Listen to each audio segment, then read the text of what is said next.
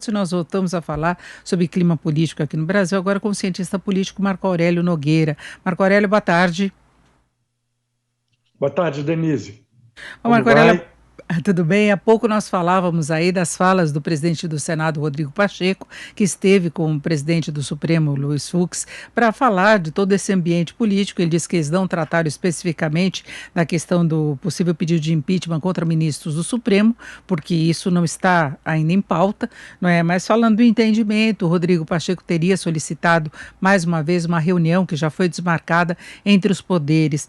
Marco Aurélio, na sua opinião, há uma possibilidade de pacificação, de entendimento, de haver uma reunião que produza resultados produtivos?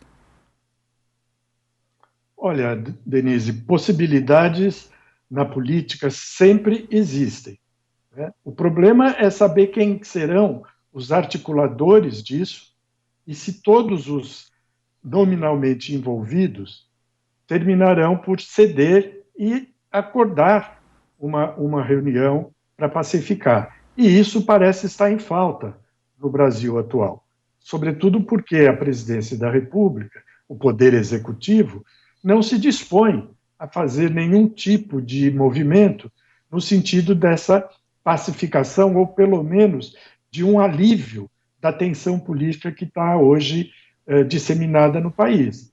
Quer dizer, nós temos, ou para me referir à CPI do Senado, a fala do senador Rogério Carvalho, nós temos uma rede de intrigas ao lado da rede de interesses, que aparece claramente na questão da compra das vacinas, né? E, ao mesmo tempo, nós temos uma crise institucional, em que os poderes mais colidem do que cooperam. Isso é bastante grave e certamente não ajuda em nenhuma direção ao país. Agora, como é que ficaria a posição do Centrão no caso de agravamento dessa relação, não é? A gente tem visto algumas declarações também no sentido de pacificação, tanto por parte de Arthur Lira como de Ciro Nogueira, que agora faz parte do governo, não é? Além de Rodrigo Pacheco. Então a gente vê que tanto no Senado quanto na Câmara se tem aí uma iniciativa no sentido de não haver uma situação ainda mais extrema entre o Judiciário, leia-se aí TSE e Supremo Tribunal Federal, e o Executivo. É verdade, o centrão é sempre uma variável meio fora de controle. É muito difícil a gente avaliar e prognosticar qual será a atitude do centrão.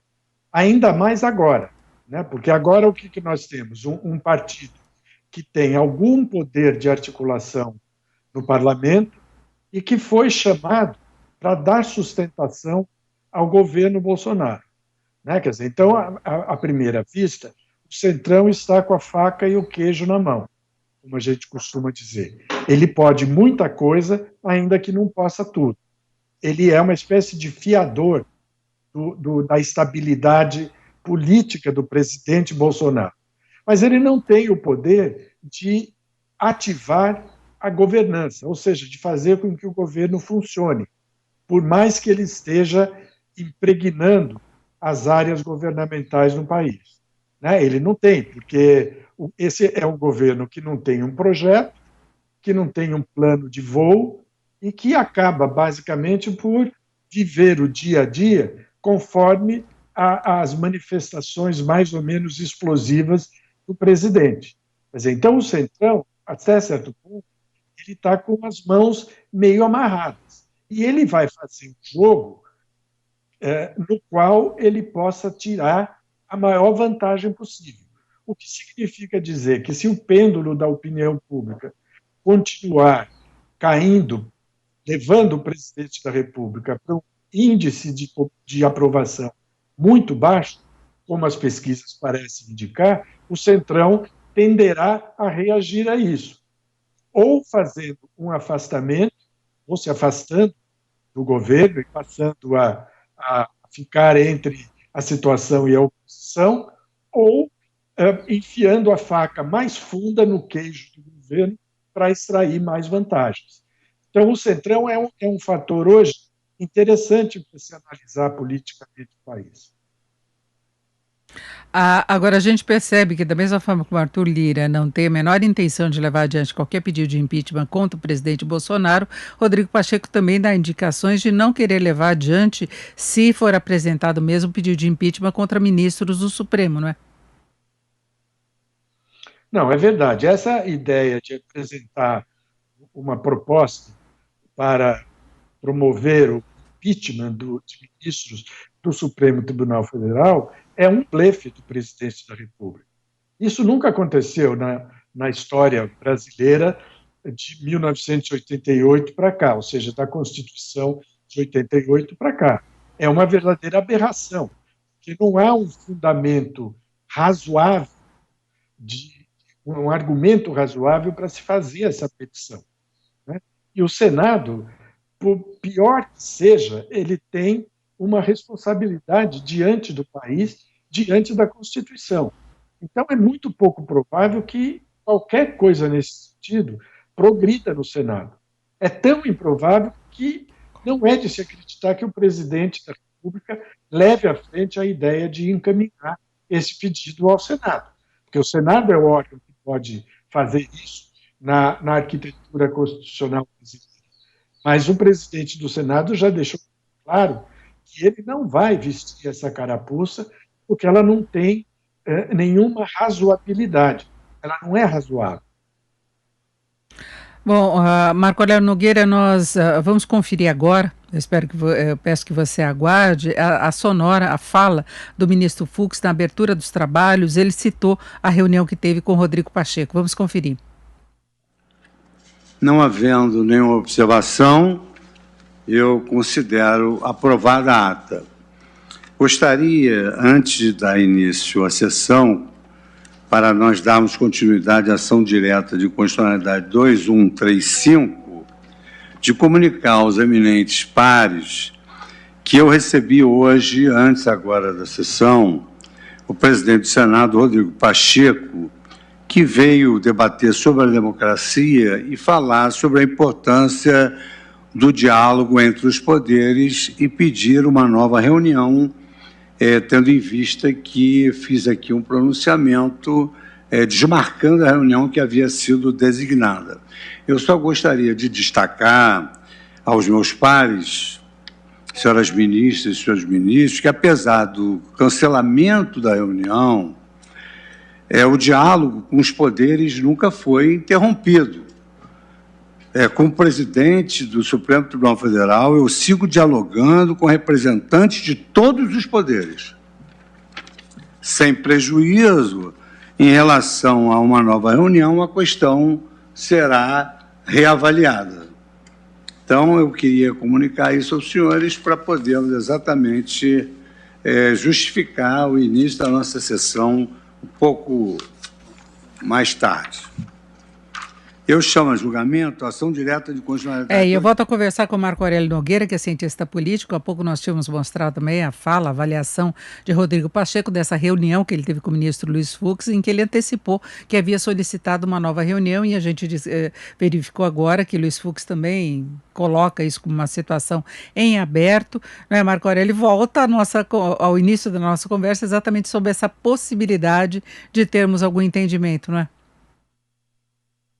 É verdade. Eu acho que tanto o Supremo Tribunal Federal quanto o Senado da República estão desempenhando uma espécie de papel moderador que, em boa medida, corresponde ao que se prevê como função dele, sobretudo para o Senado.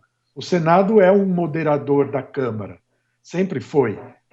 O sistema de duas câmaras sempre previu que o Senado corrigisse e moderasse alguns eventuais excessos da Câmara dos Deputados. Até porque o Senado é um colegiado menor e tem condições de raciocínio bastante diferentes em comparação com a Câmara.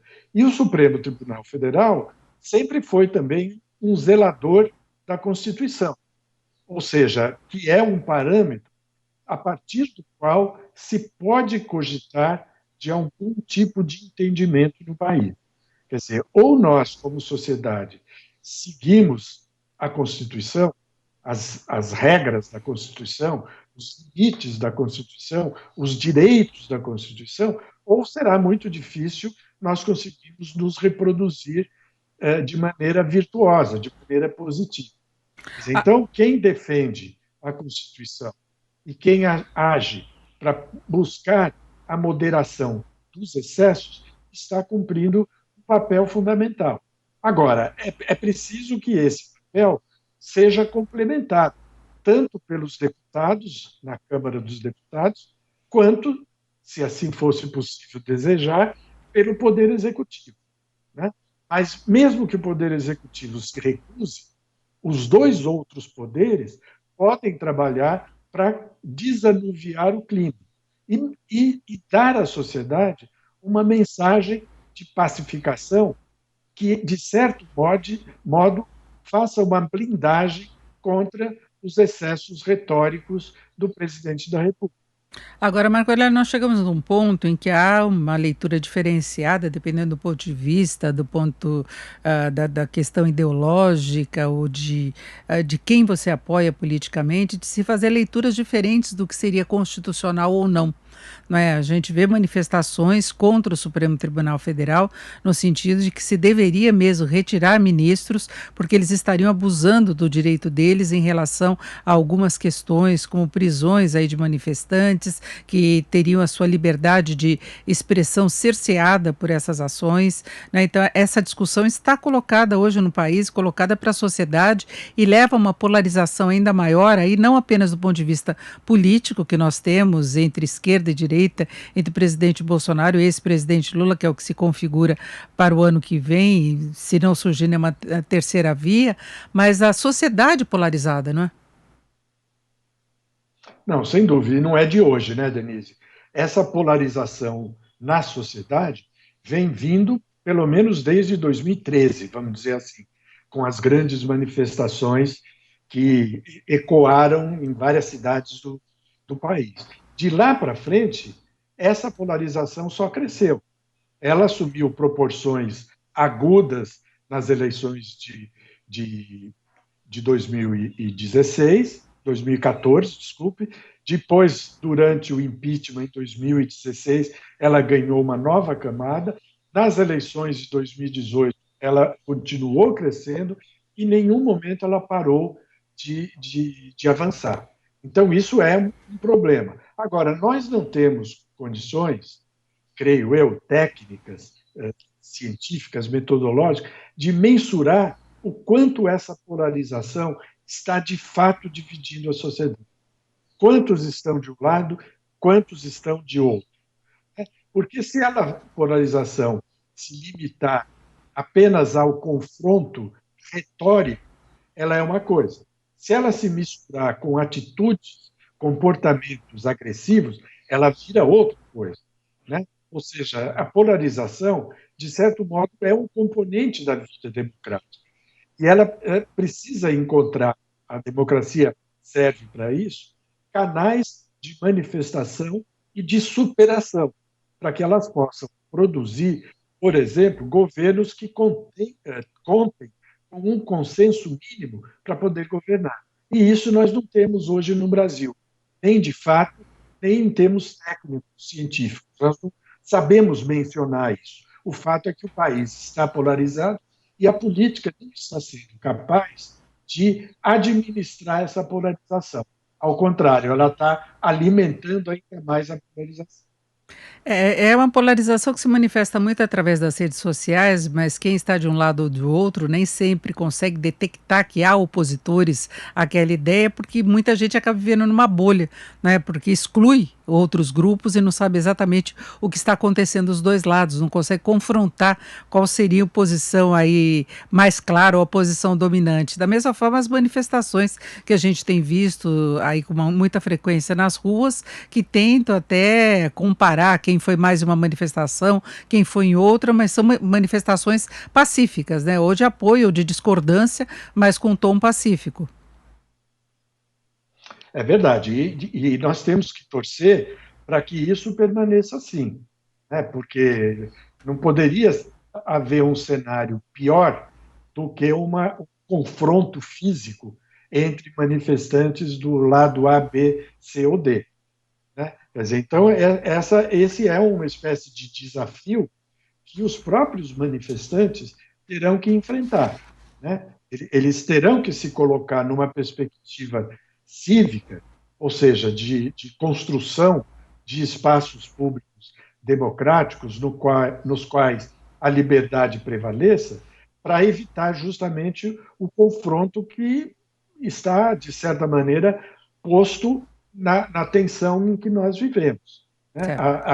E é importante a gente considerar também, Denise, que uma parte da polarização, eu não consigo dimensionar quanto, está associado ao quadro de bagunça em que nós vivemos no Brasil. As redes certamente são uma câmara de eco disso, porque elas disseminam muitas informações distorcidas, muitas fake news, como a gente costuma dizer, e criam uma situação que não favorece um posicionamento sereno e equilibrado da população brasileira. Né? Então, esse quadro de bagunça, que é ideológico, que é em termos de ideias, que é de posicionamento político, que é de informação, seguramente ele é um fator que alimenta a polarização e dificulta o encontro de um ponto de equilíbrio a partir do qual se possa disputar a política de uma maneira mais civilizada, mais equilibrada. Perfeito, eu agradeço muito a participação do Marco Aurélio Nogueira, cientista político. Muito obrigada, uma boa tarde. Boa tarde, Denise. Até a próxima.